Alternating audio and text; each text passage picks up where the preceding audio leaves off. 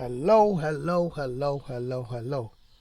Wherever you are on this meaningful planet called Earth, I hope wherever you are located, you are having a blessed day, evening, or night, wherever you are located. Welcome aboard. My topic for the day is to talk about something that I rarely see anyone talk about. It's called a mask. Now, I don't know if many 3D artists use masks that much because when I checked on YouTube, I only saw about 2 videos on masks. About 2, maybe 3. Now, I definitely know people who use Photoshop and GIMP and other two-dimensional graphic manipulation programs. They definitely know about masks. In a nutshell, all a mask does is hide part of your scene. That's all it does. It has a portion of your scene, and that's what we're going to be learning about today. How we can use masks in Blender. Because right now I'm making a scene. At first I was going to cut the pieces out. You know how we usually destroy the whole object. Most of the time in Blender, if we want to eliminate a certain portion of the object, we usually go right there and become brutal and delete it. But with a mask, I don't have to delete it. I just can hide that portion that I don't want to appear. So I'm going to use mask today on that 3D creation I'm making. But then let me show you how to use mask. Before you do mask, like you know in Blender, any other 3D software, the first thing you better do is subdivide. So step 1, we go into edit mode. I want to go to subdivide. And of course, you need a good amount of subdivisions. So, but this is just a sample. That's good right there, just for my little sample. And, okay, so I got it subdivided. I can take this off. Now, when you use mask, they heavily are dependent, like on most things in Blender and other 3D applications, they are dependent on vertex groups. So I might as well start making my vertex group right now. Let me go in and hit my C key. I want to have it on a surface. Hit the C key, highlight as much as I want. There. Then I want to go click on right here. Oops, take it off of that. I'm going to click on this little triangle. It's called Object Data Properties. Click on that. Create a vertex group. I want to call it, I'll just call it small squares. That's cute. That's it. Small square. That's good. I hit assign. That's important for a vertex group to assign. I'm going to click off of it. Click somewhere off. I choose select, say it's highlighted.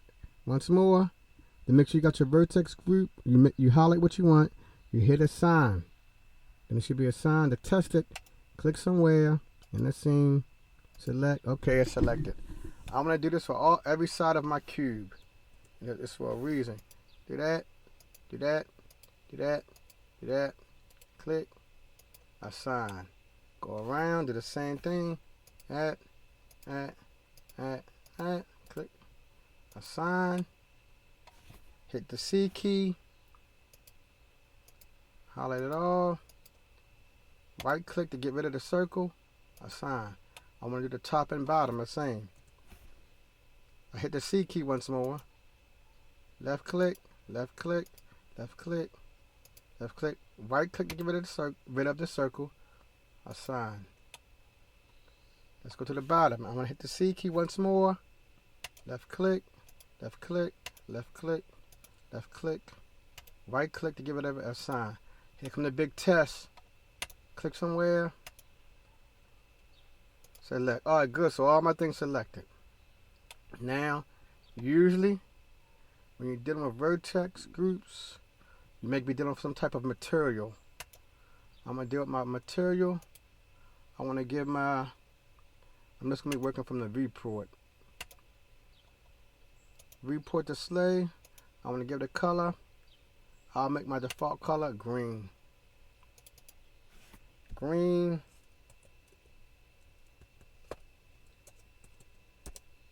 I call it green. I hope I spell well. I didn't spell it right, but you all know. Green. Green. Now, I want to make another one. I want to call this I want to call this new. I'll call it red.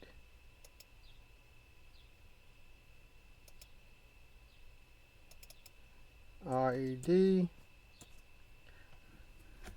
Okay, so I go back to my vertex group. I click on Object Data Properties. Choose Select. Go back to my Material tab.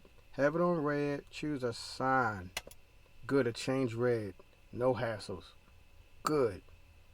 It's red. Alright, so everything is red. Now we're going to start using I'm going back to edit mode, because that's where most modifiers need to be at, to use edit mode. Now, let me check. So I wonder if I gave it a good name. Yeah, I called my vertex small. I called this small. Oh, I have to be in edit mode to see it. So when you're working with your vertex, you have to vertex group. You have to be in edit mode to actually see it. All right. So now I want to go back to object mode. Good. Now I want to click on the modifier, the little wrench. I want to go to add. I want to choose mask. Right here. I'm in object mode. Now, here's this. I said, to use the mask, you need vertex. You need my vertex groups. Go to vertex group. I choose small. I give it a threshold. Okay, well, I don't see nothing happening. Oh, I didn't choose it. I gotta go back.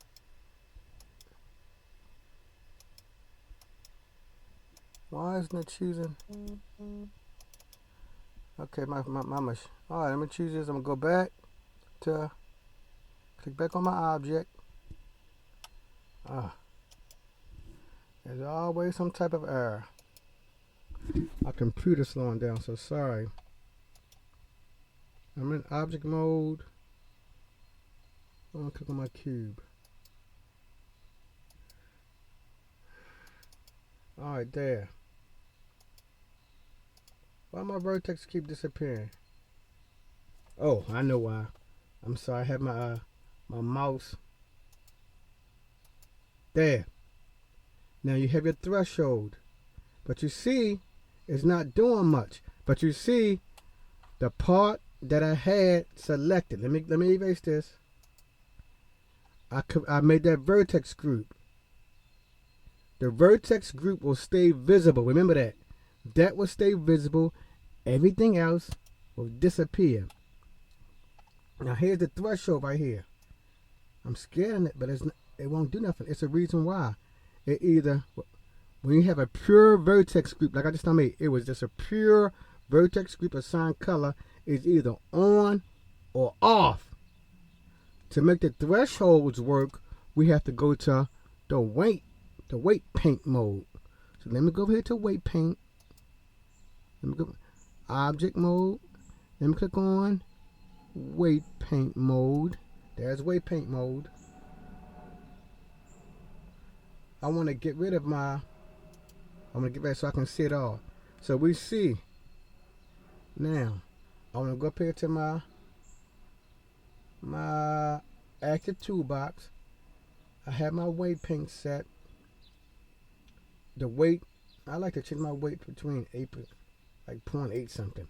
Alright, now you have to color it in. I'm going to do half of it. I'm going to color half my box. All around, half. Then we'll see if the threshold is working. Go all the way around. Color in half. Okay, that's it. Alright. Let me do the bottom. Make sure I got it all. That let me know I got the bottom. All right, here's the moment of truth. I'm going back to object mode. I'm going to click back down here on modifier. I'll go back to my vertex group. I choose a small box, and you see it's appearing. Now, here we go. Let me mess with my threshold. You see that? It's disappearing. So, the object of this lesson was using the mask tool. When you just color in your vertex only, remember, the threshold won't work. It's either on or off. To make your mesh slightly disappear, we have to go to weight paint mode. And you see what's happening. Now you see it looking like that because I don't have a lot of subdivisions. So that's why it looks so blocky when it's vanishing. But we got that. So it's two modes to use the mask tool in. Pure vertex mode. And the most stronger option to use is the weight paint mode.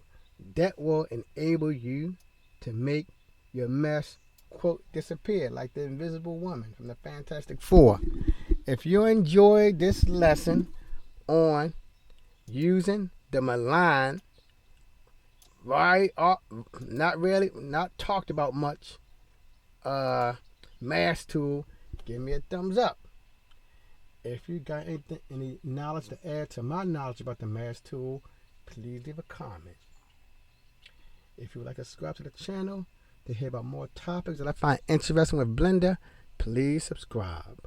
Until the next time, dear Blender family, peace.